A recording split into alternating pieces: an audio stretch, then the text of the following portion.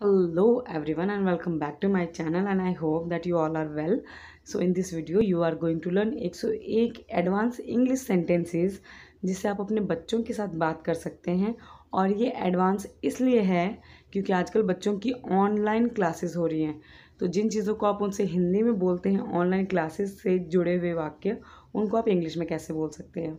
तो पहला है, अपनी ऑनलाइन क्लास में प्रवेश करने में देरी ना करें।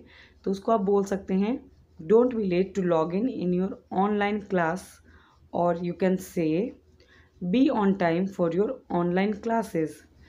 इन दोनों का सेम मतलब है। इन दोनों में से जो भी बोलना आपके लिए कन्वीनियंट हो, आसान हो, वो आप बोल सकते हैं। दोनों का यही मतलब है कि आप अपनी ऑनलाइन क्लास में लेट ना पहुँचे, टाइम पे लॉगिन करें। सेकेंड इज़, किस वेबसाइट से असाइनमेंट डाउनलोड करना होगा। बहुत बार होता है ऑनलाइन क्लासेस में टीचर असाइनमेंट देती हैं और बोलती हैं यहाँ से डाउनलोड कर लेना या इस वेबसाइट में जाके डाउनलोड कर लेना। तो हम अगर बच्चों को पूछते हैं कि कहाँ से डाउनलोड होगा, उसको हम इंग्लिश में बोलेंगे, from which website assignment should have to download it. From which website assignment should have to download it. Another, अपनी ऑनलाइन क्लास के लिए लॉगिन करने से पहले फ़ोन या लैपटॉप को फुल चार्ज कर लें। इस सेंटेंस को आजकल ऑलमोस्ट हर पेरेंट्स बोलते होंगे, तो इसको हम इंग्लिश में बोलेंगे, please get your phone or laptop fully charged before you log in for your online classes. Please get your phone or laptop fully charged before you log in for your online classes. Next, बदतमीज़ी मत करो। किसी के सामने ये बोलने में बहुत अजीब लग सकता है, तो आप बोल सकते हैं, डोंट मिसबिहेव। डोंट मिसबिहेव, बदतमीज़ी मत करो। नेक्स्ट, अब बस मुझे फ़ोन वापस करो। को इंग्लिश में बोलेंगे, just return back my phone now. Just return back my phone now.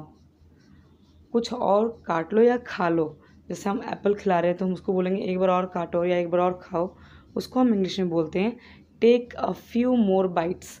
Bytes का मतलब होता है काटना, तो take a few more bites, थोड़ा और काट लो या थोड़ा और खा लो।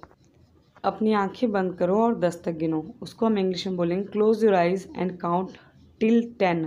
Close your eyes and count till 10। Next, तुमने मुझे फिर हरा दिया। ये बहुत बार हम बच्चों को एनकरेज करने के लिए बोलते हैं, तो उसको इंग्लिश में बोलेंगे, you beat me again. You beat me again. Next, अच्छी नींद आए।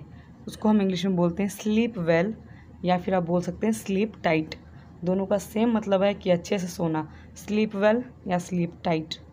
नेक्स्ट, कहाँ चोट लगी है का मतलब किस बॉडी पार्ट में चोट लगी है, उसको बोलेंगे, where are you hurt.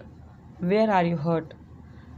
Next, आपको चोट कहाँ लगी, यानी कि कौन सी जगह पे लगी, वो प्लेस कैसे चोट लगी, कहाँ लगी, तो बोलेंगे, where did you get hurt. Where did you get hurt. Next, अपने भाई से अच्छा व्यवहार करो। इसको आप 3 तरीके से बोल सकते हैं। पहला, ट्रीट योर ब्रदर वेल, या फिर be nice to your brother, या फिर behave well with your brother. इन तीनों का यही मतलब है कि अपने भाई से अच्छा व्यवहार करो। और अगर आप बहन बोलना चाहते हैं तो आप ब्रदर की जगह पे सिस्टर वर्ड का यूज़ कर सकते हैं। नेक्स्ट इज़, क्या गंदगी मचा रखी है, what the mess. What the mess, mess का मतलब गंदगी। नेक्स्ट, इस जगह को जल्दी से साफ़ कर लें या जल्दी साफ़ करो, को आप बोलेंगे, make this place tidy quickly. Make this place tidy quickly. Tidy का मतलब होता है साफ़ सुथरा। नेक्स्ट इज़, उठो अब सुबह हो गई है। Wake up it's morning now. Wake up it's morning now. Next, अपने दांतों को अच्छे से साफ़ करें। Brush your teeth nicely. Brush your teeth nicely. मुझसे झूठ मत बोलो। Don't lie to me. Don't lie to me. कृपया मेरे पास आओ। Please come to me. Please come to me. क्या आप देख सकते हैं कि दरवाजे पर कौन है। Can you please check who is at the door. Can you please check who is at the door. Next is, मुझसे पूछे बिना कहीं मत जाना। Don't go anywhere without asking to me. Don't go anywhere without asking to me. Anywhere का मतलब होता है कहीं पर भी। नेक्स्ट इज, अच्छी तरह से खाना खाओ। इसको हम बोल सकते हैं ईट नाइसली या ईट वेल या फिर ईट प्रॉपरली, तीनों का यही मतलब है। अच्छी तरह से खाना खाओ, और प्रॉपरली का मतलब होता है अच्छी तरह से। खिड़की या बैल्कनी से नीचे मत देखो, बहुत बड़े बच्चे नीचे झांकते हैं, तो हम बोल सकते हैं don't look down from the window or balcony. Don't look down from the window or balcony. Next is, आप बहुत देर से टीवी देख रहे हैं। You have been watching TV from a long time. You have been watching TV for a long time. Next is, अब TV बंद करने का समय हो गया है। Now it's time to turn off the TV. Now it's time to turn off the TV. Next, सिर्फ 5 minute के लिए, मतलब बच्चे बोलते हैं मुझे और देखना है, तो हम बोलते हैं सिर्फ 5 मिनट के लिए और देख लो, तो उसको हम बोलेंगे just for 5 minutes. Just for 5 minutes. Next, अब पढ़ाई करने का समय है। Now it's time to study. Now it's time to study. Next, अपनी कॉपी या किताब निकाल लो। टेक आउट योर कॉपी और book. Take out your copy और बुक। नेक्स्ट है, मुझे दिखाओ आज के लिए तुम्हारा होमवर्क क्या है, या फिर आज तुम्हें क्या होमवर्क मिला है। Show me what's your homework for today. Show me what's your homework for today.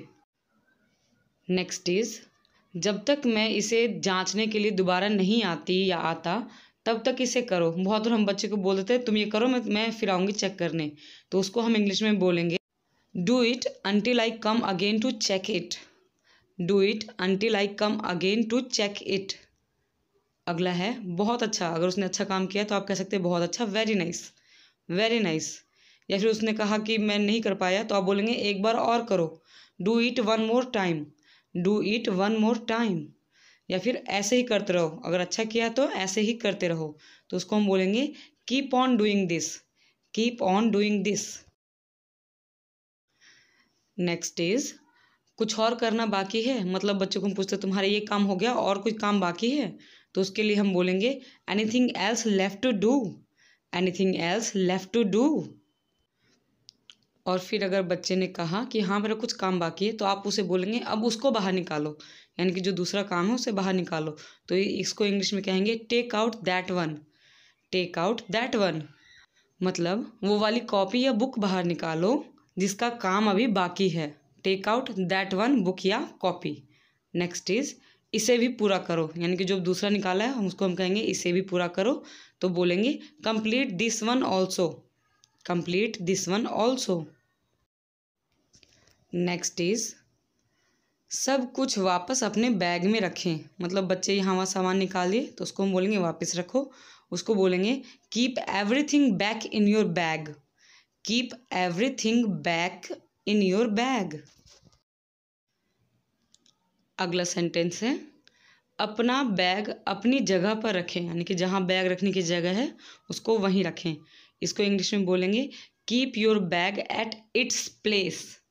Keep your bag at its place. अगला है, टाइम टेबल के अनुसार अपने बैग में किताबें रखें, यानी कि सारा मत डालो, टाइम टेबल के हिसाब से डालो, उसको हम बोलेंगे keep the books in your bag according to the time table. Keep the books in your bag according to the time table. We should be honest. हमें ईमानदार होना चाहिए। We should be honest. हमें ईमानदार होना चाहिए। Second, we should obey our parents. हमें अपने माता पिता की बात माननी चाहिए। We should obey our parents. हमें अपने माता पिता की बात माननी चाहिए। Third, we should never lie. हमें कभी झूठ नहीं बोलना चाहिए। We should never lie. हमें कभी झूठ नहीं बोलना चाहिए। We should never waste food. हमें कभी खाना बर्बाद नहीं करना चाहिए। We should never waste food. हमें कभी खाना बर्बाद नहीं करना चाहिए। We should always share our things. हमें हमेशा अपनी चीज़ों को बांटना चाहिए। We should always share our things. हमें हमेशा अपनी चीज़ों को बांटना चाहिए। We should never harm animals. हमें कभी भी जानवरों को नुकसान नहीं पहुंचाना चाहिए। We should never harm animals. हमें कभी भी जानवरों को नुकसान नहीं पहुंचाना चाहिए। You should never leave your parents hand in crowded areas. आपको भीड़ भाड़ वाले इलाकों में अपने माता पिता का हाथ कभी नहीं छोड़ना चाहिए। You should never leave your parents hand in crowded areas. आपको भीड़ भाड़ वाले इलाकों में अपने माता पिता का हाथ कभी नहीं छोड़ना चाहिए। Do not be hasty. जल्दबाजी मत करो। Do not be hasty. जल्दबाजी मत करो। Keep the things at their place. चीज़ों को उनके स्थान पर रखो। Keep the things at their place. चीज़ों को उनके स्थान पर रखें। Always speak politely and clearly. हमेशा विनम्रता और स्पष्ट रूप से बोलें। Always speak politely and clearly. हमेशा विनम्रता और स्पष्ट रूप से बोलें। Well, thank you so much guys for watching this video till the end. Please share this video with someone and subscribe my channel if you are new here, and hit the bell icon so that you can get the notification of my all new videos.